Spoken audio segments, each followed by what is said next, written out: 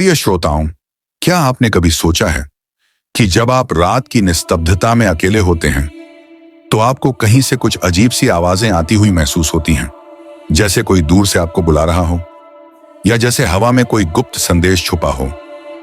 आज बात करेंगे उन रहस्यमयी ध्वनियों और मंत्रों की जो न सिर्फ हमारे कानों को सुनाई देती हैं बल्कि हमारी आत्मा तक को हिला देती हैं।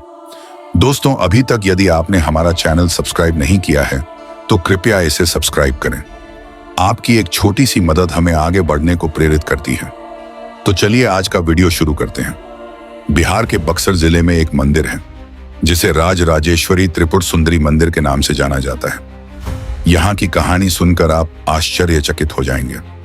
स्थानीय लोग कहते हैं कि रात के समय जब मंदिर में कोई इंसान नहीं होता तो वहां से बुदबुदाने जैसी आवाजें आती हैं, जैसे मूर्तियां आपस में धीमी आवाज में बातें कर रही हों। 400 साल पुराने इस मंदिर पर वैज्ञानिकों की एक टीम गई थी। उनकी रिपोर्ट में साफ लिखा है, मंदिर में कोई व्यक्ति नहीं था, फिर भी आवाजें आ रही थी। क्या ये केवल हवा की आवाज है या वाकई कोई अलौकिक शक्ति मंदिर में विराजमान है? अब चलते हैं कर्नाटक के हम्पी में विट्ठल मंदिर की ओर। इस मंदिर में 56 खंभे हैं और जब आप इन्हें हल्का सा छूते हैं तो इनसे 7 अलग अलग स्वरों की मधुर ध्वनि निकलती है, जैसे कोई सुरीला वाद्य यंत्र बज रहा हो। यही नहीं, कर्नाटक में एक और जगह है, कंचनागिरी की पहाड़ियां। यहां एक चट्टान है जिसे स्थानीय लोग मणिपराई यानी घंटी चट्टान कहते हैं। जब इस पत्थर को लकड़ी से मारा जाता है तो मीलों तक घंटी जैसी मधुर आवाज गूंजती है। The sound echoes across miles. एक राजा ने इस चट्टान को अपने महल में ले जाने की कोशिश की, लेकिन वह इस पत्थर को हिला भी नहीं सका। ऐसा लगा मानो जैसे इसकी आत्मा इस धरती से जुड़ी हो। अब बात करते हैं उन मंत्रों की जिन्हें हमारे ऋषि मुनि हजारों साल पहले रचते थे। 2017 में journal of religion and health में गायत्री मंत्र पर एक शोध प्रकाशित हुआ। इसमें साबित हुआ कि गायत्री मंत्र का जाप मस्तिष्क के प्रीफ्रंटल कॉर्टेक्स को सक्रिय करता है, जो निर्णय लेने और विचार शक्ति से जुड़ा है।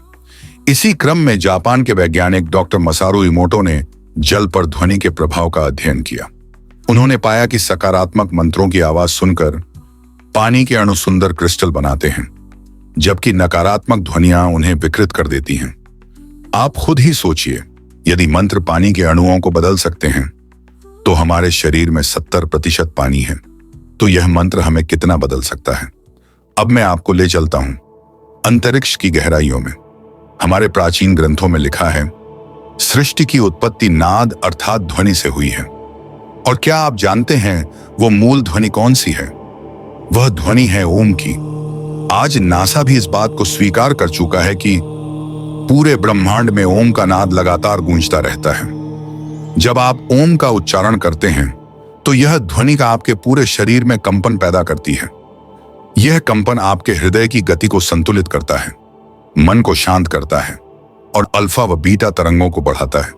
जब आप मंत्र जपते हैं तो आप सिर्फ शब्द नहीं बोल रहे होते हैं, आप ब्रह्मांड की उसी आवाज से जुड़ रहे होते हैं जिससे यह सृष्टि बनी है। वैज्ञानिकों को दुनिया भर के कई जगह से अजीब आवाजें आने की रिपोर्ट मिलती रहती हैं। कभी आसमान से चिंगाड़ने जैसी आवाज तो कभी जमीन के नीचे से गड़गड़ाहट की। कुछ वैज्ञानिक इन्हें प्राकृतिक घटना मानते हैं, जैसे चुंबकीय क्षेत्र में बदलाव या भूकंपीय गतिविधि, लेकिन कई बार इन आवाजों का कोई वैज्ञानिक कारण नहीं मिलता। तब सवाल यह उठता है, क्या हमारी इंद्रियां कुछ ऐसी चीजों को महसूस कर रही हैं जिन्हें विज्ञान अभी तक समझ नहीं पाया? ध्वनि सिर्फ हवा में कंपन नहीं है, यह ऊर्जा है, शक्ति है और रहस्य है। चाहे वो मंदिर की मूर्तियों की फुसफुसाहट हो, पत्थरों से निकलने वाला संगीत हो या मंत्रों की दिव्य शक्ति हो, हर आवाज के पीछे कोई ना कोई गहरा राज छुपा है। आप सुन रहे थे रहस्यों की दुनिया। अगले एपिसोड में हम बात करेंगे कालचक्र और समय यात्रा। जानेंगे कि क्या वाकई कोई इंसान समय की यात्रा कर सकता है। तब तक चारों ओर की आवाजों को ध्यान से सुनिए, शायद उनमें आपके लिए कोई संदेश छुपा हो। जय श्री कृष्ण।